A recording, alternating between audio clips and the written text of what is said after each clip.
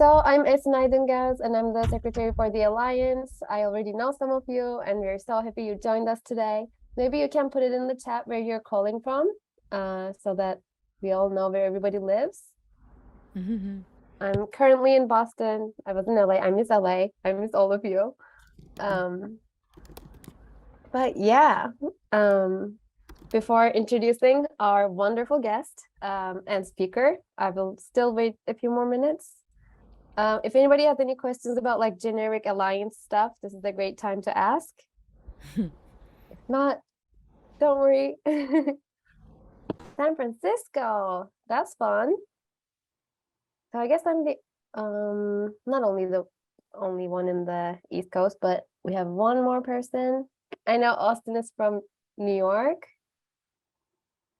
Perfect. Okay, so we have an incredible guest today. Her name is Lena Glikson. She's not only a great friend, but also a great musician and the greatest music editor. We went to college together at Berklee College of Music, which is where I'm at right now. And I met her in these hallways, so this is like super full circle moment for me. I will let her tell her story later on, but I want to jump in immediately. So Lena, can you tell us, I think I didn't tell your name because you're so dear to me. This is Lena Glikson, everyone. So I want to get into responsibilities of a music editor, and what better person to tell us than Lena? Well, first of all, I guess there is this kind of basic role that no matter what project you're on, it always stays with you, and it's a pretty technical role to begin with.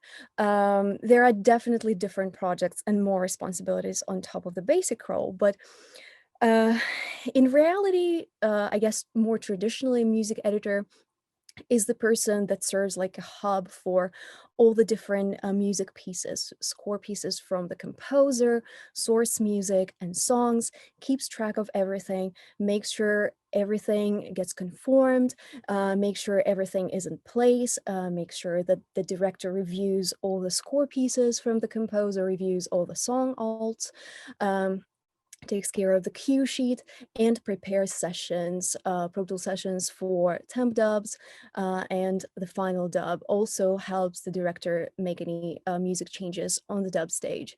So that's kind of the basic role of the music editor. And then on top of that, there are many different hats that the music editor has to wear and different tasks that he or she has to do. But that's kind of the basic idea of who he is. The projects I love working on give me more flexibility and more creative freedom with music. And that's what I particularly love about music editing, because of course the huge part of music editing is temping and sometimes even coming up with a concept for the entire score, sometimes even looking for a composer, finding a unique sound, or finding the voice of the movie for the director's cut before the composer starts writing. Sometimes it's building and shaping score to the scenes with the director in the same room, doing some music notes that the director has, maybe reusing and repurposing some of them score pieces from the composer, and that's definitely a very fun part. Another fun part has something to do with the songs, when we get a chance to cut different songs to picture, and there are unique projects like Strange Things. There were a few instances where there was a lot of creative cutting and songs were playing a very important role in very important scenes, and the person who was kind of building them from the stems, just adding things or changing the shape and the form of the song. It's also the music editor working with source. You know, sometimes you need to cut a Philip Glass piece, and it needs to be used in a particular scene. And again, it's sculpting music to picture, which I think is a very interesting thing to do. It's similar to composing, but then at the same time, we are usually using materials from the composer doing that. Then, of course, I guess sometimes, you know, we come in at the very last minute when, let's say, there was a score that has already been recorded, and maybe the movie has already been mixed. And then the studio decides, okay, we are not happy with this score. Let's find another composer. We have 3 weeks to come up with a completely different sound for the entire movie. And we need a person who's going to come in and show us 3, 4 different temp ideas. And then you kind of have to create a temp score in a week. Not even one, just maybe 2, 3 different score ideas and concepts for the entire film. And then the producers, the director, they come in, they watch 3 different versions of your music, and then they kind of decide which one they like. And then they don't have much time to figure out what exactly they want. They definitely have to give some direction, and then the music editor needs to come up with a concept that works, and then they take it from there. The music editor usually has to have a composer in mind, or a few composers for each of the score concepts, and they start the process again with very little time, and then remix the movie, of course, with the new music from the new composer. So I guess those are the most basic things, and kind of an easy way to explain what a music editor can do on a show. So a music editor's life is just as crazy as a composer's. No surprises there. Yes. Whoa, I love how you described it though, sculpting music to picture. I don't think I've ever heard that, and it's so artistic and beautiful. So I want to get into, I guess, like more in depth, because I know that there are some music editors who do a lot of creative work, but like for some it's more of like politics about how to handle relationships. So could you talk about like those two different sides of music editing? Well, I guess music editing, like composing, I don't think it is possible without politics at all. Sometimes it's just very, very intense, and it can be up to 60% of your job, maybe sometimes 80, and 20% is cutting. I'm sure it's similar for the composers, but in our case, because we interact with so many people on the team, for instance, a music supervisor, composer, picture editor, director, all the picture editor assistants, studio, the music department, music mixer, re-recording mixers, sometimes even sound department, dialogue editors, and all those are the people who are around us, and we interact with all of them. It becomes slightly different when we are in the same space with the director, because then we answer to that person. We spend a lot of time with the director, and then, you know, our job becomes kind of balancing this relationship between the director and the composer, and also trying to find compromises, and trying to make sure that we stay on schedule, that the composer has what he or she needs, that the director is happy. And in a way, sometimes I feel like I'm just being a mean nanny, and I'm running around talking to different people, making sure that everyone is happy, making sure that no one is upset. The director is not upset with the composer. If the director is upset with the composer, then I'm the person who has to fix it, unless it's unfixable, which I don't think is the case ever, because it's kind of my job to make sure that everything functions properly. Because firing a composer is kind of always an option that's very unfortunate, that's out there, but I always feel like the damage is so immense when something like that happens. And if it does happen, that usually means that someone very powerful was pushing very, very hard for that, and nothing could be done. Because a lot of the time it's just adjusting the relationship and adjusting the behavior. And a huge part of my job is having tiny little antennas and sensors and figuring out what the personality of the director is like, what the composer is like, what are the things that the director hates, what are the things that the composer doesn't feel comfortable with, and how to make this relationship work. And definitely there are different strategies for building communication with different people. because some people, especially in the movie industry, some people are very socially awkward and they are very, very shy and they don't feel comfortable around people. And, if you come into the room and you're all this, shiny and you fill up all the space and you don't give them an opportunity to speak up, they're going to be afraid of you. And there are the opposite situations when you're just working with loud personalities and strong people who just want to force their ideas and their music decisions on you. And sometimes they're not the best decisions. So you kind of have to be smart enough to sense all the personalities and kind of adjust a lot because again, I'm in the middle of that a lot of the time and I'm in the room with all those difficult personalities. And sometimes, that's the most draining thing when you are in a meeting with 3, 4 very difficult personalities and just being around them and always being alert and making sure that they're all feeling comfortable around you and making sure they trust you enough. That's kind of a big, big, big part of this job.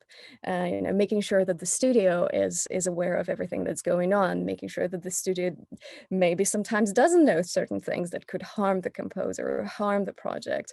It's all this delicate balance and always figuring out what's best for the project and what's best for your client.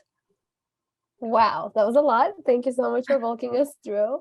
I mean, clearly there are so many advantages to having a music editor be on the team just to be that mediator and like have another ally by you who understands music, who speaks music.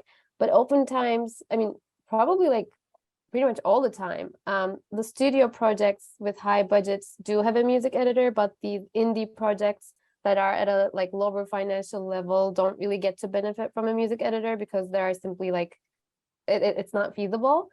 So can you tell us about like all the advantages of having one, even if, our project is lower budget, like why should a composer really, really try to get a music editor on?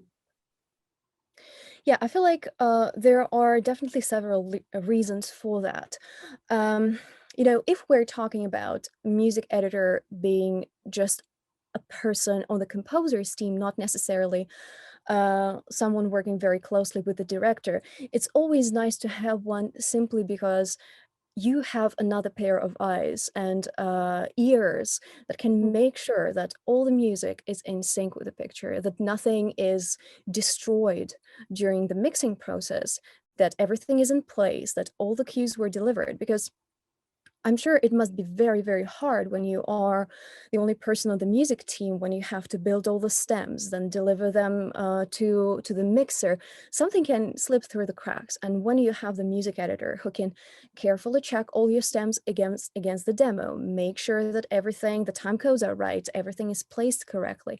Because, especially when music gets to the editorial department, to the picture editor, they start sliding things like crazy. They don't always conform things properly. And it's not because they hate music, it's just because they have so many elements on their plate and they have to take care of the sound, of the dialogue, the effects, all things like that. And um, having a designated person who can make sure that everything is where you wanted it to be, everything is delivered, everything is at the right level, more or less, is very helpful in my opinion.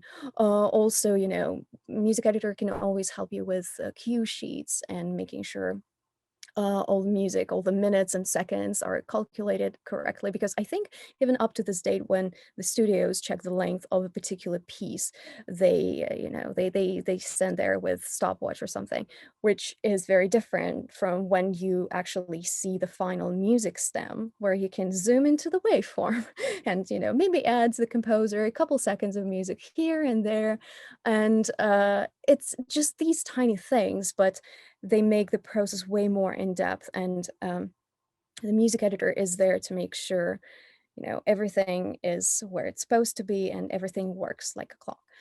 So that's definitely always a good thing. And when we're talking about this closer relationship between the music editor and the director, I feel like one of the things that's sometimes being underestimated by composers is that if the music editor works in the cutting room with the director, it means that the music editor is actually the person who knows a lot about the director, his or her taste in music, even their mood. Uh, you shouldn't underestimate how important it is to present a cue to the director when they are in the right mood. Because if, let's say, they have a newborn baby and the baby was crying the entire night, they come to the office, they are upset, they are in a terrible, terrible mood, and you have this music review with them at 9 a.m., and they're just not ready. There is no way for you to know that unless there is like a secret agent that actually, you know, is there with the director all the time and senses all those things. Sometimes you have a music review super late at night. It's, I don't know, in the evening, 7 p.m. And the director is exhausted. And that is a bad time to show them your music. And all those tiniest things, they can really affect the general vibe, the notes even that you're getting. Sometimes, yeah, it can be just a bad day, or a lot of the time there are certain notes that I can even kind of foresee in a way when I see new cue from the composer, and let's say I know for sure that the director absolutely hates little ticking pulses and things like that, and the composer sends in a cue with 4 different kinds of those. I know that the first note I'm gonna get is, "Oh, please mute those pulses." And just tiny things like that. I'm not necessarily saying that you always have to check in with a music editor, but if there is this warm and um, nice relationship between you and the music editor, there are so many useful things that the music editor can share with you about the director, uh, about the general vision of the music, which can be very, very, very helpful. Uh, and sometimes I feel like composers don't really trust me to the point that they um, ask me any additional questions. Sometimes they just want to get the notes from me, from the music review with the director. That's kind of another thing. Sometimes directors prefer to review music with the music editors, and then the music editor is the person who outputs the notes for the composer. But it's one thing when you're just transcribing what the director wrote or asked you to write, and it's another thing when you have the relationship with the composer that's built on trust, when the composer can actually call you and ask, okay, could you please tell me what exactly the director meant here, and or what he or she didn't like about this particular cue. And it's easy enough for me to share it because I'm the person who really, really, really wants the composer to succeed. But there are so many political things, or sometimes there are things that the director asks me not to talk about, not to comment on, because they feel like my room is a very safe place for them to kind of talk openly about their feelings. And sometimes things they say, they can't potentially hurt the composer. Like I can't really, share that information because that could just kill the artistic nature of the work and really discourage the composer from writing certain things. But I have a lot of insight on what the director actually wants and thinks of the music. So it is a useful thing to build this good relationship. Sometimes I'm sure there are different music editors. I can't really, say that every single music editor wants to be friendly with a composer. Like there are mean composers, there are mean directors, there are maybe mean and difficult people in the industry, but that's why everyone should have those little antennas and try to sense who is open for that relationship, who is willing to actually share all this information, and who genuinely wants the composer to succeed. Then it's going to be a very, very useful ally to have. I see. I have a follow-up question. So those times that the directors or the producers are like on a bad day and they're not ready to review new music, or like it wouldn't be beneficial for the composer for them to review new music, what's the B plan? Like, do you shape the meeting in a way that you're like, so like, let's talk about the next reel, tell us your ideas, or like, what do you do? Because if he or she comes thinking that he or she's gonna review like 25 minutes of new music, what is your backup plan? Well, if they are in a very, very, very bad mood, they Yeah, don't necessarily want to review any music. That's the number one got it. thing. And you Okay, can help them not do that, and you can just give them an option. Okay, maybe we can do it later. got it. Sometimes when they are determined to have a meeting on this bad day. Sometimes there are cues that I don't show because I know that there is potential, huge potential for the director to not even not like hate some of them. And then, I'm gonna keep them for later, and I'm gonna show them the things that they will most likely approve. Um, because it's a lot of kind of planning and knowing what exactly I have for them. Maybe rescheduling the meeting if the mood is horrible, maybe ending the meeting earlier. Because sometimes, let's say they just came in, I wasn't aware that they're in a horrible mood, they come in, I sense that, and it's kind of I have to act really fast on the spot, making sure the ship is not gonna sink this time and save it and do as much as I can. Sometimes there are a situation where there is nothing I can do. They want to hear all the music and they're asking for specific cues, then I'm not gonna lie to them and say, "Oh, sorry, the composer, didn't send this to me," or something like that. So yeah, it's just improvising and trying to save the sinking ship as as fast as I can. I see. And how about the difference between working under a studio versus like being hired by the composer? Like there are do's and don'ts of each, I'm sure. And you were kind of talking about those a little bit, but is there anything more you can add to those? Yeah, well, I would even say that it's one thing when you're working with a composer, and then a different type is working for the director even. Um, Basically, there are music editors who work with a particular composer or maybe a couple composers, and most of their work comes through those people, and they work on projects together. That usually means that the composer is the person that the music editor is loyal to all the time, no matter what happens. If the composer is being fired, the music editor is fired with that composer. So the priorities are definitely to keep the composer on the show, make sure that composer gets what he or she needs, but always protecting the composer. Maybe not necessarily working that closely with the director. Usually the director is aware that the music editor who is on the show is composer's music editor, then they just shape their workflow slightly differently. It's not that they would sit with that music editor just torturing composer's music and kind of building new things and reshaping the score and repurposing cues. Then the music editor is there to send the demos from the composer to the director, to the picture editor, maybe just mixing cues a bit against the dialogue, sometimes simply participating in the music meetings and music reviews, sometimes even remotely. There is no need for the composer's music editor to be present and working at the editorial all the time next door to the director. Sometimes there are even multiple music editors on the project simply because there is the temp music editor, usually director's person who temped the movie or at least helped with some of the temp, and then works closely with the director on the songs, all the score. That's director's to go to person. And then there is also composers, a music editor who deals with the score, is present at the scoring session, and delivers that part of the music to the final dub. Now, when we're talking about directors or studios music editor, that's definitely the person who gets most of the work from directors or the studios.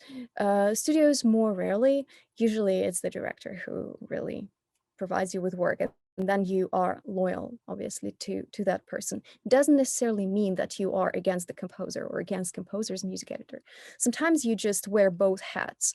You work with the score and with the composer, and you also satisfy all the all the director's desires and musical needs. Um, and in this case, it's very nice and useful to be next door to the director. Then they really trust you. Then pretty much everything music related goes through you. The songs, the score. When the director wants to repurpose a piece of music, you are the person he's gonna asked to do that. And then there is this creative bond between the two. You're the person that the director really trusts with everything, and then you get a chance to know um, the music preferences of the Mhm. director. And I think that's the case when the composer can actually get so many insights and little details and things about what the director likes.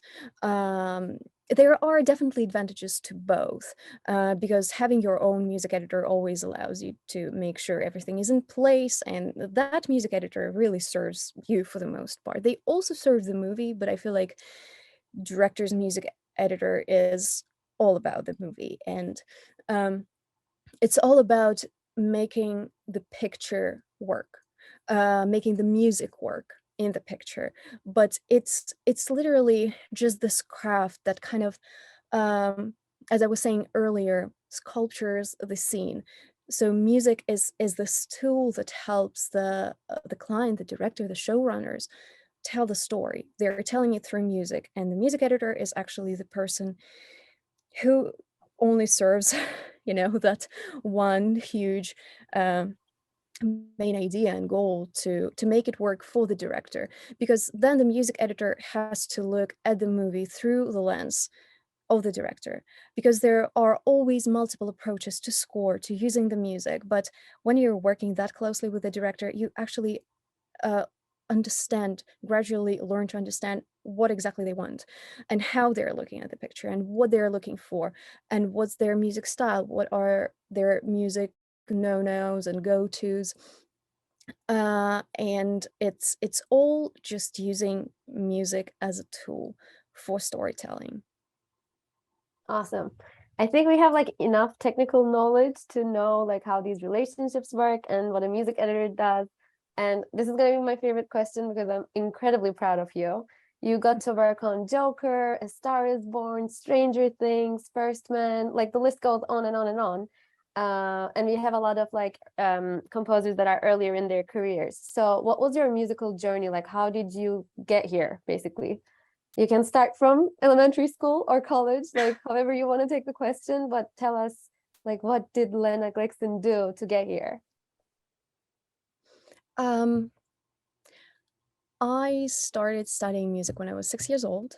I went to a music school in my hometown.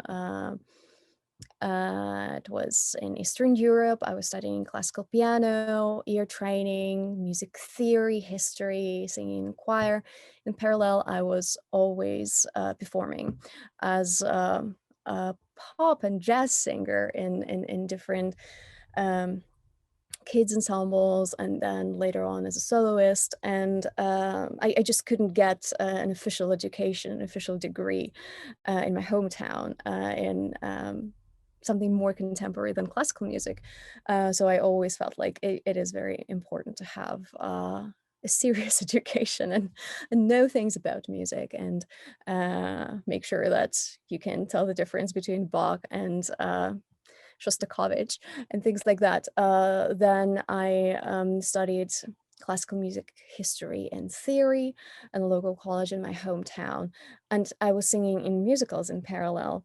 So before I came to the US, I applied for a number of different music institutions and different colleges, and I was choosing between Berklee College of Music and uh, a theater school where I would study musical theater. But I was kind of doubting, not sure which path should I choose. I definitely wanted to get a degree in performance from Berkeley originally. I wanted to become a world famous jazz singer. Or a musical theater actress. But I had all this classical background, so I thought that I didn't want to waste it, and Berkeley offered a nice scholarship. So that's where I went. Really loved being at Berkeley, and then while I was there, I realized that Berkeley has so much to offer and so many unique majors. And because I had all this really heavy classical background, I didn't want to waste it, to be honest. I always wanted to compose, but in my home country, there is this stigma that, first of all, to be a composer, you need to be a man. You absolutely have to have perfect pitch. If you don't have perfect pitch, just forget it. And if you're a woman, on top of that, you probably have to have the talent that your teachers are absolutely aware of, and they were very careful with whom they teach composition. And I wasn't among those lucky ones. I really, really, really wanted to do it, but I wasn't lucky enough to get that extra attention from my teachers because there was no composition major. What I was studying was kind of in-depth um, study of the classical music and form, music theory. Some of our teachers could also teach composition, but again, like I wasn't the chosen one. So when Berkeley was so open and welcoming to to men, women, everyone, and gave this opportunity to study film scoring, I was very, very happy and lucky, and that was my major. I also had a minor in contemporary orchestral conducting. After graduation, I moved to LA and started looking for internships really. And one of the classes that I really loved at Berkeley was actually music editing. I realized that there are just a certain personality type that work requires, which I thought I had. So I was really open to exploring that more because Berkeley definitely gives you enough knowledge to then go and find a mentor and or either learn from your personal experience. If you're a composer, I feel like it might be harder when you are an orchestrator or a music editor. I still feel like it's very useful to have a person you trust who could share their knowledge with you and their experience, because it's not only about your craft, it's also about even how you write an email, how you present yourself, to the point of what you're wearing and what you're not wearing at a meeting, and just understanding people. And all those useful things I was able to get from my mentor, Nick South, who was offering an internship at the time when I graduated, a music editing internship. And I was lucky enough to be accepted. Then a few weeks later, he actually offered me a job as his assistant, which was very nice. And I spent a year and a half at his studio just learning from him every single day. And he was very generous, to the extent where he would just sit down with me and show me every single Pro Tools shortcut that I need to know to be a music editor. Because apparently, yes, I definitely knew everything about the workflow and creating music for a movie, but there was not that much in-depth study of music editing. And again, as I was saying earlier, it's a lot of it is about relationships and politics and how you present yourself, things like that. So I was blessed to have an opportunity to learn from a very experienced music editor who was also willing to share that information with me. And I think one of the things that I haven't mentioned yet is that our workflow and kind of the official part of our work is slightly different from composers' world, because we have a union that protects us in many different ways. For instance, if we're working on a union show, we need to be in the union. To become a part of the union, we need to collect paperwork and show that we worked X number of hours on a non-union project, maybe even projects, got paid X amount of money, which is a bit painful to gather.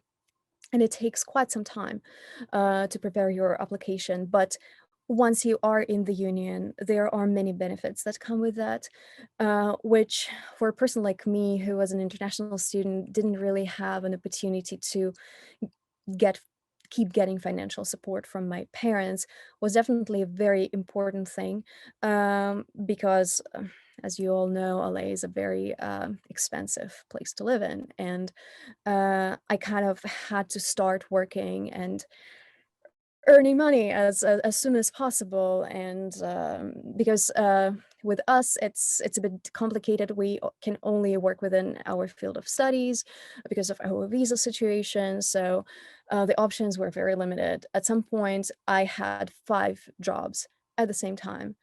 And it was very, very, very hard to manage. It But you all killed stopped. it. Yeah.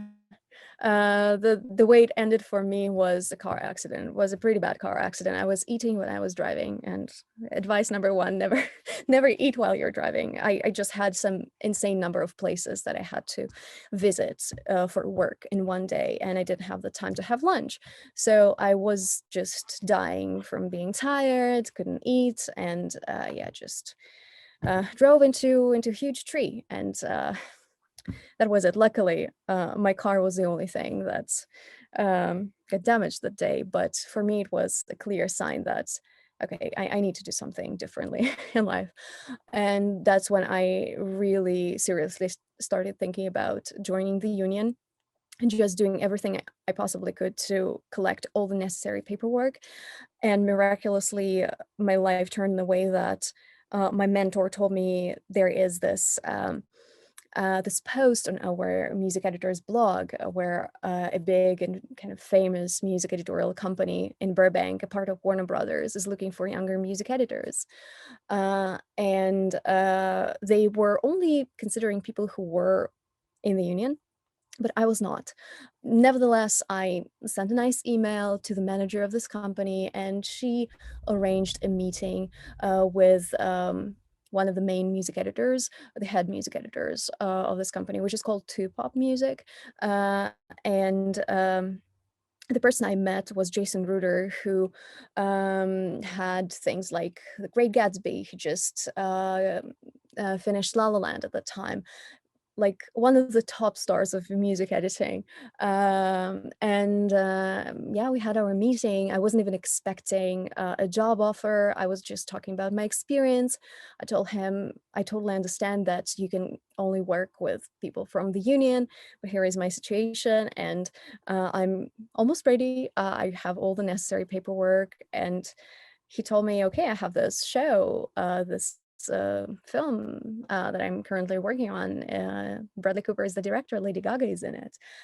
And it was A Star is Born. And because I was talking about my experience working on musicals and just all my vocal experience, really, and also having music editorial experience, I got the gig, and I became a part of this company. And that's where I actually am right now. I'm on the Warner Brothers lot, and I apologize for for the dark background. It's just how dark our editorial suites are. No windows, pure darkness. But yes, that's the wonderful company where I currently work. And it's kind of like a management company in a way, because it's really nice. Most of the music editors, they are freelancers. Both have their pros and cons. I feel like where I'm at in my career, it's nice to have an kind of an agency basically that represents me and does my paperwork, which I think is incredible, does all the negotiations. With the union, we get a particular rate that a show should pay us, has to pay us actually. And our rate goes up from there. We get medical insurance, we get different benefits like pension plan. The most important thing, we get insurance for mental health. The most important thing in this industry. We need a lot of that. So yes, it's a nice job. It's a stressful job, but it comes with its own perks, I guess. Got it. Thank you. Well, I have so many other questions ready, but if you also have questions, please like either pop in or put it in the chat. Because I don't know, to me it's so inspiring to hear like different fields within kind of composing film music world. So I do want to give a chance to everyone else who wants to ask a question. Perfect. Austin, do you want to go? Hey, how are you guys? So apologies for the sound if it's hard to hear me, but I'll ask quick. I was so curious when you mentioned Stranger Things, of course, and how iconic this last season was um with licensed songs. I was curious what your relationship is with music supervisors because like the Kate Bush iconic moment, I would assume that would be in the music supervisor's field, but like how did you collaborate with them? Mhm. That's a wonderful and very interesting question. Uh, in terms of my work with music supervisors, it definitely depends on the project. Sometimes it's the studio that kind of does a lot of that work. Uh, there are I'm not gonna I'm not gonna say how exactly that song appeared in the cut because at this point I've heard so many different versions of it. The music supervisor is definitely the person who is looking for song alts, who is sending all the song alts to me. Then I cut them in for the director, for showrunners, in case of Stranger Things. And we take it from there. Basically, I'm the person who reviews all the song alts that come in from the music supervisor. If, let's say, there are 40 different alts or 20 different alts, I should probably go through all of them, cut them to picture, or roughly place them against the picture and then pick maybe the top 5, 7 that I will present, because usually the clients, they don't have the time to go through 20 different song alts. If nothing worked out of the 7 that I picked, then I'm gonna dig further or ask for more alts from the music supervisor. They are very good with, knowing the budget for a particular song, because on a project like Stranger Things, there was definitely a huge music budget, and the song budget was very substantial. But then there are important spots where the Duffer Brothers would have a particular song that they wanted to use. Not going to say anything about the Kate Bush song, because there are just different versions of how it got into the cut. Uh, in case of that song, I was actually the person who was cutting it to picture. There were additional elements to that song, not just the two track. Um, when it appears in episode 4, there were some extra tracks, extra orchestral tracks that had to be cut to picture, and my role was basically to sculpt the song to match the action. There was a rough edit that I got from the editorial department, and my job was kind of to do the same but do it better, basically, make it more musical. Nora Felder, the music supervisor in Stranger Things from season 1, she's wonderful. She's probably one of the best, maybe even the best music supervisor I've ever worked with, because she definitely was there to provide all sorts of musical help and support, and she was always in touch. We were always in touch about what songs we have in the cut, where do we have to have song alts. There was a point where I cut in a particular recording of a Philip Glass piece, which was happening, um, which was playing during a pretty violent scene. And the opera house that actually made that recording asked some insane amount of money for that particular recording. They didn't say no, but they just gave us a number that was, oh my God, we would never ever be able to afford that. And it wasn't worth it. So she had to find a different recording of the same piece, the one that would be close enough. But for us, especially when it's not recorded to click, it's pretty much a different piece when we get a different recording. So then we were working together, trying to figure out whether I can cut the different piece to picture, stretch it, and transform it in a way that it's going to sound like the recording that the Duffer Brothers liked and approved. So many things like that. So yes, it's working pretty closely with music supervisors. It varies from one project to the other, but Stranger Things is a very, very good example of working with someone who is very professional, provides you what you need. Nora is one of those people who really understand that it's always the director or the showrunner who makes the decision there is this notion, don't want to diminish the importance of the work of a music supervisor, but at the end of the day, the director, makes a call and picks a particular piece for a scene. So it's them providing the material, me cutting it and presenting it to the client, and the client making a decision what's going in. And also, of course, the music supervisor manages the budget, knows how much we can spend on this particular show, and has all the tools and little magic tricks that he or she can do to maybe lower the price of a particular piece of music or a particular song so that we can get it. With Kate Bush, I know that there were negotiations about how the song will be used, and there were certain scenes that actually sold the idea. And when the song appears in episode 9 during this very epic montage, towards the end of the episode, that was something that I cut that the Duffer Brothers were so proud of. They they made us send it to Kate Bush, and they were like, she has to see it. She will definitely approve. Because when I cut that song, I think that the deal wasn't sealed, hasn't been sealed yet, and she was still trying to decide, and they were like, okay, we're gonna send this to her, she's gonna love it, and then we're gonna have the song in the movie. So it's a lot of collaboration, just working together and helping each other. Well, I'm too afraid to watch it alone, but I guess I'll have to do it just so I can see the end of episode 9. Well, there is actually a clip on YouTube, so you can just watch the song. That's major spoiler, no? I mean, I don't Yes. know what it is, but anyways, any other questions, or should I ask more? I guess I'll ask one more as we wait. Oh, sorry. Just so Wonji. Please go ahead and ask. Hi. Yeah, hi. My name is Wonji Lee from San Francisco. So thank you for the session today. I'm really kind of new to explore this music editor role, so it's so helpful for me. So thank you so much. And then, so if I can get a internship or like internship for composer or studio, it will be the best for me. But if it is not in the case, what would I do?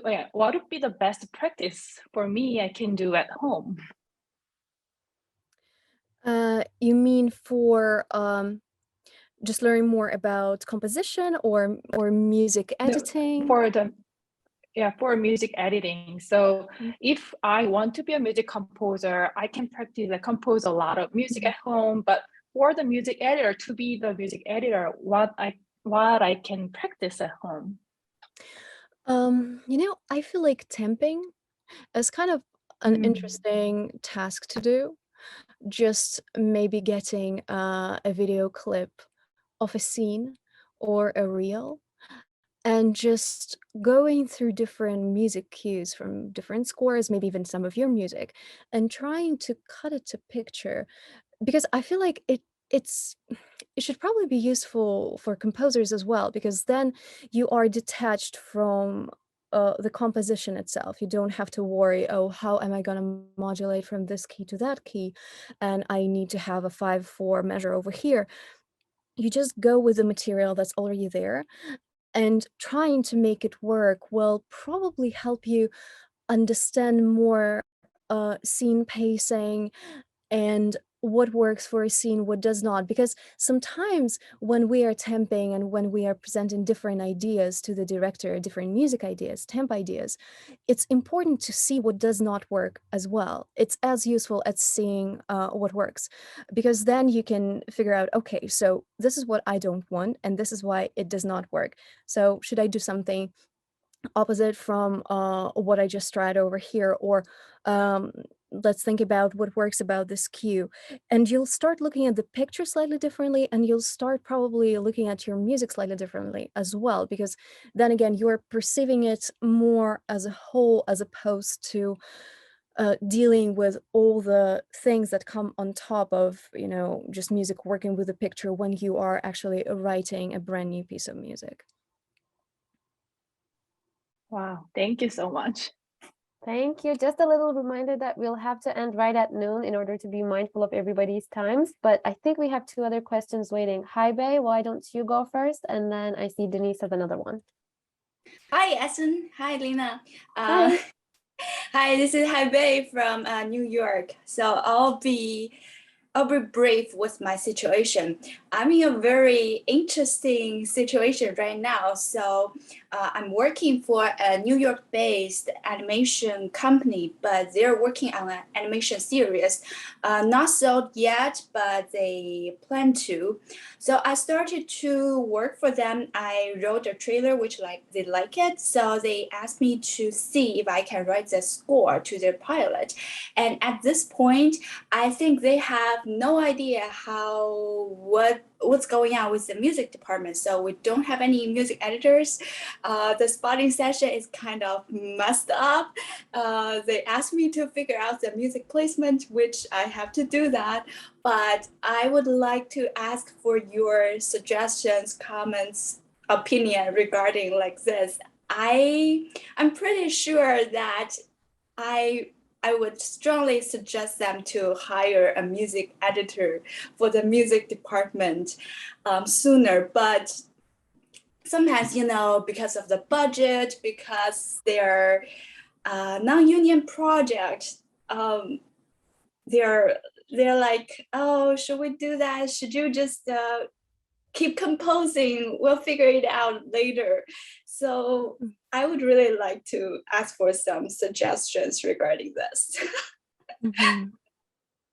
Yeah, I'm so sorry you have to deal with all of this, but I guess it's kind of That's an a common inevitable thing. situation coming to emerging composer. Yes. Yeah, and unfortunately it's a common situation. Yeah. Projects that don't have the budget for an extended music team.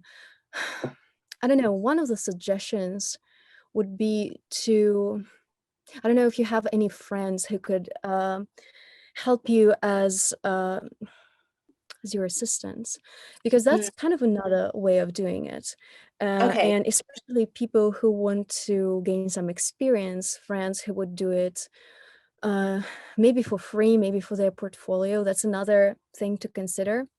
I know it's very painful. It can be very painful when it becomes messy, when, they randomly start placing your music in the cut and you don't know where it is and it's cut in a weird way. And then they get attached to that, or they stuck some temp piece in and they want you to, I don't know. There are just many different scenarios that just make it hectic and your work so much harder. I guess if you can try and talk to them and maybe just explain what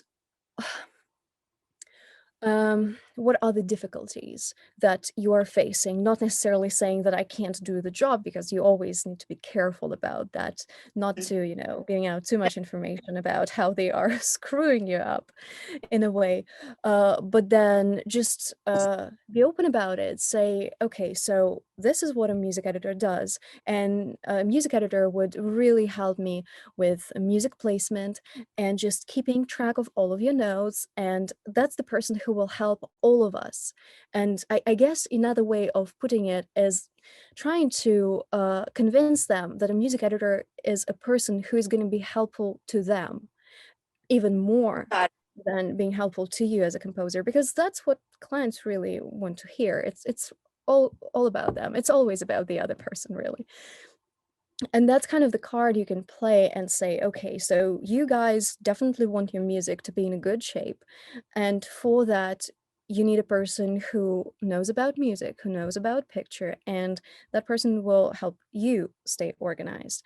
And then we'll work together, and then there will be this bridge between you and between my world, so that everything is where it's supposed to be, everything is delivered, things like that. Just make it about them, if that's possible, or try to find a person who could do that just out of curiosity, to gain some experience, to work on a project.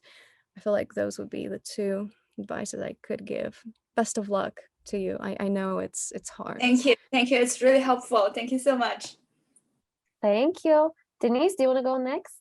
So I'll just be very quick. Thank you so much for you've been wonderful. Wow, what a life experience. It's fantastic. I went to Berkeley a long time ago, and then I went back a few years later. But anyway, yeah, it's just really interesting to hear your experience and everything like that.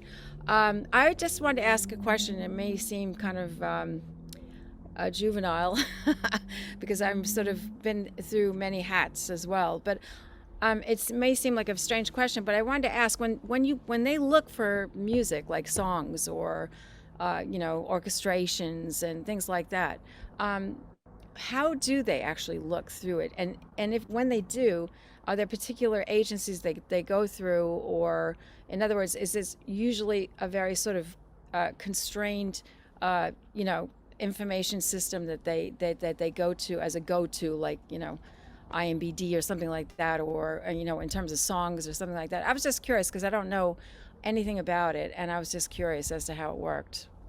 I hope that's not a strange question. That's actually an excellent question.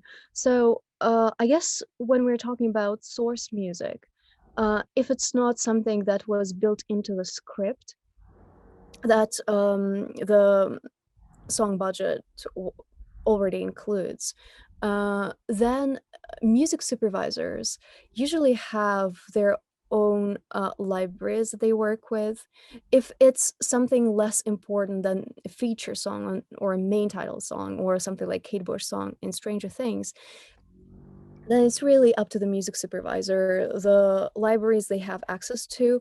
When I work with Warner Brothers, they have their own libraries, and they have contracts with different music libraries to draw pieces from them and songs. So usually the choice is limited to that, but at the same time there are lots and lots and lots of songs, and a lot of it just looking for the right sound alike to the song that was in the cut that, let's say, we can't afford.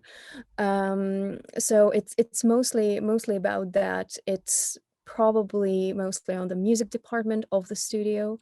Same with Disney, and I guess any major studio would kind of have their own go-tos when it comes to a piece that they want to license for the movie that does not come from the composer. That's the easiest way of doing it, because those are usually cheap, and that's the stuff they're going for. They go for. Okay. Great. Thank you so much. I appreciate it. Thank you again for your time. Thank you. Yes, Lena, thank you so much. You've been phenomenal as always, as expected. No surprises there. And thank you all for joining. If anybody has like a very quick yes, no question type thing, please feel free to jump in.